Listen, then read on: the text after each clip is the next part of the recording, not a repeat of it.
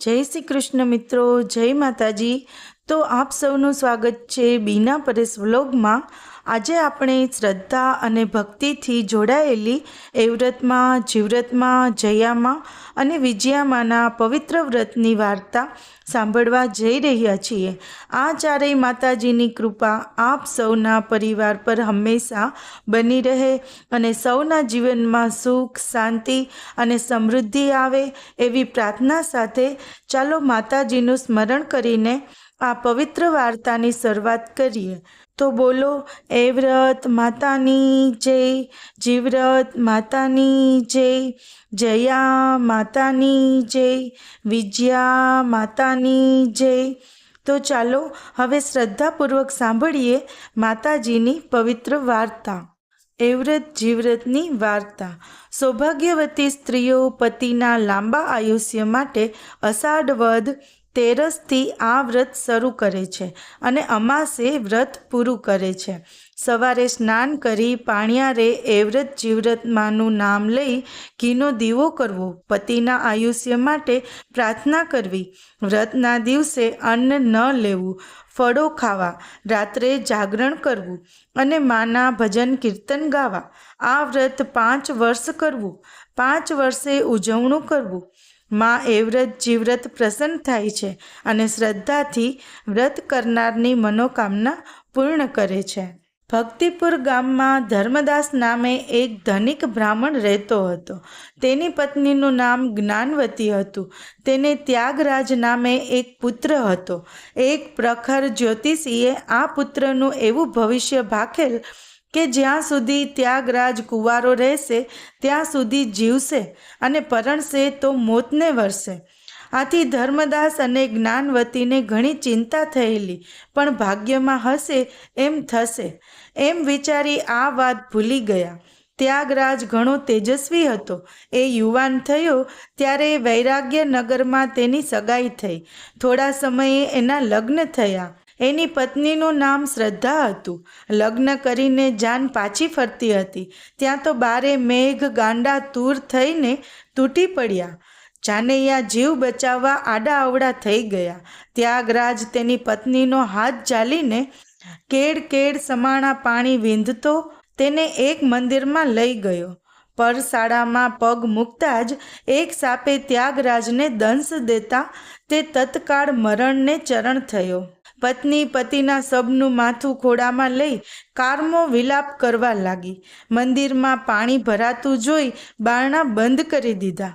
આ મંદિર એ વ્રતમાં, જીવ્રતમાં, જયામાં અને વિજયામાંનું હતું। ચારે દેવીઓ પૃથ્વી પર ફરવા નીકળી હતી। મધરાતે એ વ્રતમાં આવ્યા। બારણા બંધ જોઈ સાદ દીધો, મારા મંદિરમાં હોય એ બહાર આવે, નહીતર સાપ દઉં છું। શ્રદ્ધાએ પતિનું મસ્તક નીચે મૂકી બારણા ખોલ્યા। બારણા ખોલતા જ એની આંખો અંજાઈ ગઈ। તરત એ માના પગમાં ઢળી પડી અને બોલી, દયા કરો માં, દયા કરો। એ વ્રતમાં એ મંદિરની અંદર કોઈ પુરુષને સૂતેલો દીઠો। તરત એ બોલ્યા, હે અબળા, હું એ વ્રતમાં છું, તું કોણ છે? આ પુરુષ કોણ છે? મારું નામ શ્રદ્ધા છે માં, આજે જ પરણીને આજે જ વિધવા થઈ છું। વરસાદથી બચવા અમે આ મંદિરે આવ્યા। પરસાળમાં જ સાપે મારા પતિને દંશ દીધો અને પળમાં પ્રાણ પર હર્યા। હે દયાળી, મારો ચાંદલો અખંડ રાખો। એ વ્રતમાં બોલ્યા, હું કહું એમ કરે તો તારા પતિને સજીવન કરું। માં, મારો સુહાગ સજીવન થતો હોય તો મારો પ્રાણ પણ આપવા તૈયાર છું। શ્રદ્ધા બોલી। એ વ્રતમાં એ હસીને નજર કરી તો મરદામાં સળવળાટ થયો। ત્યાગરાજે પડખું ફેરવ્યું, પણ ત્યાં તો એ વ્રતમાં અંતર ધ્યાન થઈ ગયા। શ્રદ્ધા ફરી બારણા બંધ કરીને વિલાપ કરવા લાગી। મધરાત પર એક ઘડી વીતી ત્યાં તો જીવ્રતમાં આવ્યા। બારણા બંધ જોઈ ને ક્રોધ કરતા બોલ્યા, કોણ છે મારા સ્થાનકમાં? બારણા ખોલ, નહીતર બાળીને ભસ્મ કરું છું। આંસુ સારતી શ્રદ્ધા બારણા ખોલતા જ માના પગમાં ઢળી પડી। એની કરુણ કથની સાંભળતા જીવ્રતમાં બોલ્યા, મારું કહ્યું કરે તો તારા સુહાગને સજીવન કરું। શ્રદ્ધાએ વચન આપ્યું। ત્યાગરાજ થોડો સળવળીને શાંત થઈ ગયો અને જીવ્રતમાં અદૃશ્ય થઈ ગયા। શ્રદ્ધા દોડીને પતિ પાસે આવી, પતિના શરીરમાં ગરમી આવી હતી પણ જીવ નહોતો આવ્યો. શ્રદ્ધા ફરી વિલાપ કરવા લાગી. રાતના 3જા પ્રહરે જયામાં આવ્યા. શ્રદ્ધાએ બારણા ખોલ્યા અને રડતા રડતા બધી વાત કરી. તો જયામાએ પણ એની પાસેથી વચન લીધું. ત્યાગરાજ જરાક સળવળીને શાંત થઈ ગયો અને જયામા પણ અલોપ થઈ ગયા. શ્રદ્ધાના રુદનનો અંત ન આવ્યો. 4થા પ્રહરે વિજયામાં આવ્યા. શ્રદ્ધાએ માને પગે લાગીને પોતાના પતિને સજીવન કરવા આજીજી કરી. ત્યારે વિજયામાએ પ્રથમ વચન લીધું. પછી એના પતિ પર હાથ ફેરવ્યો. થોડી જ વારમાં ત્યાગરાજ આળસ મળીને બેઠો થઈ ગયો. પતિ પત્ની માના ચરણમાં ઢળી પડ્યા. માં થોડી વારે અંતર ધ્યાન થઈ ગયા. શ્રદ્ધાએ પોતાના પતિને ચારેય વચનની વાત કરી. ત્યાગરાજે પણ ખુશીથી હા પાડી, કારણ કે ચારેય દેવીના પ્રતાપે જ એ સજીવન થયો હતો. સવાર થતાં ભક્તિપુર ગામનો એક ખેડૂત મંદિરે દર્શન કરવા આવ્યો. એણે ત્યાગરાજને જીવતો જોયો તો તરત ગામમાં ગયો અને તેના માતા પિતાને વાત કરી કે સર્પદંશથી મૃત્યુ પામેલો ત્યાગરાજ જીવતો છે. આથી ધર્મદાસ અને જ્ઞાનવતી મંદિરે આવ્યા. શ્રદ્ધાએ સાસુ સસરાને બધી વાત કરી. દેવી પ્રસન્ન થયા અને પુત્ર સજીવન થયો. એ જાણી માતા પિતાના હર્ષનો પાર ન રહ્યો. વાજતે ગાજતે વહુ દીકરાને ઘેર લઈ ગયા. સમય જતાં શ્રદ્ધાને સારા દિવસો દેખાયા. 9મે માસે એણે એક પુત્રને જન્મ આપ્યો. ધર્મદાસ અને જ્ઞાનવતીએ સાકરના પડા વહેંચ્યા. હવે વાત એમ બની કે રાતના પ્રથમ પ્રહરે એ વ્રતમાં શ્રદ્ધાના ખાટલા પાસે આવ્યા અને બોલ્યા, દીકરી, હું એ વ્રતમાં છું. તે મને વચન આપ્યું હતું.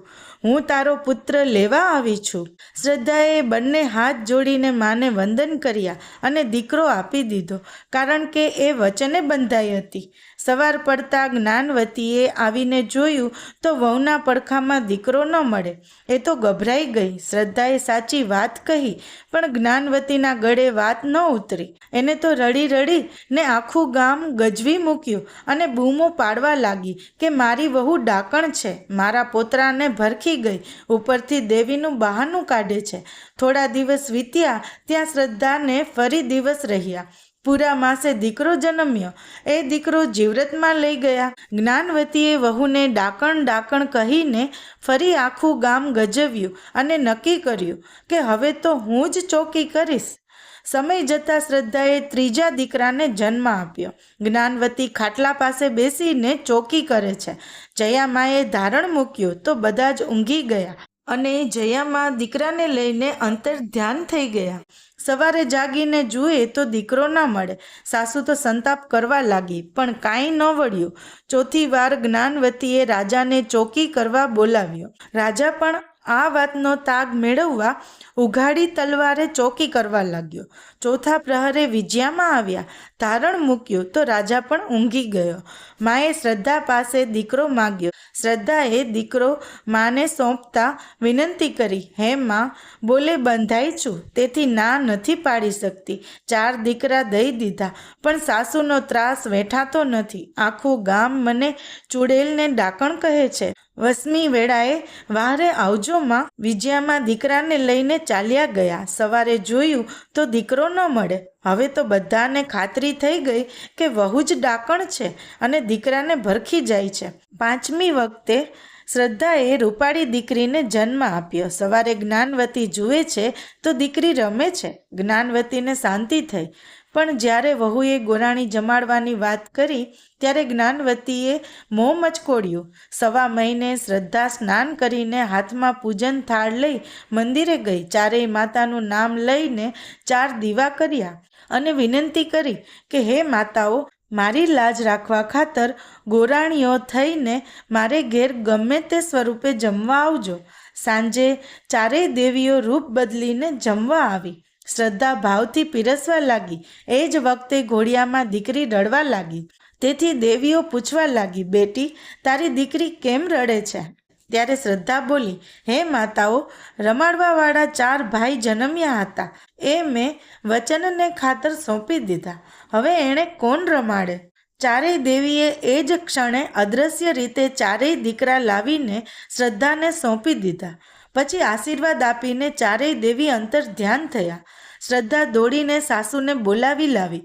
ચારેય છોકરાને જોતા જ જ્ઞાનવતીની આંખમાં હર્ષના આંસુ આવી ગયા અને શ્રદ્ધા તરફ એનો અહોભાવ વધી ગયો. સાસુએ રડતા રડતા વહુની ક્ષમા માંગી. આ વાતની ગામમાં ખબર પડતા સૌ શ્રદ્ધાની વાહ વાહ કરવા લાગ્યા. ઘેર ઘેર ચારેય દેવીના ગુણગાન ગવાવા લાગ્યા અને સઘળી સ્ત્રીઓ એવ્રત જીવ્રત વ્રત કરવા લાગી. આ ચારેય દેવીઓ જેવી શ્રદ્ધાને ફળી એવા સૌને ફળજો. જય એવ્રતમાં, જય જીવ્રતમાં, જય વિજયામાં, જય જયામાં.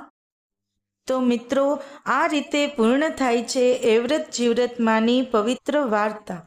હે માતાજી, જે કોઈ શ્રદ્ધા અને ભક્તિથી આ વ્રત કરે અને તમારી પવિત્ર વાર્તા સાંભળે તેના પરિવાર પર હંમેશા તમારી કૃપા અને આશીર્વાદ વર્ષાવતા રહેજો. સૌના જીવનમાં સુખ, શાંતિ, સમૃદ્ધિ અને સંતાન સુખ જળવાઈ રહે એવી માતાજીના ચરણોમાં પ્રાર્થના. જો તમને એવ્રત જીવ્રતમાંની આ પવિત્ર વાર્તા ગમી હોય તો વિડીયોને લાઈક અને શેર કરજો.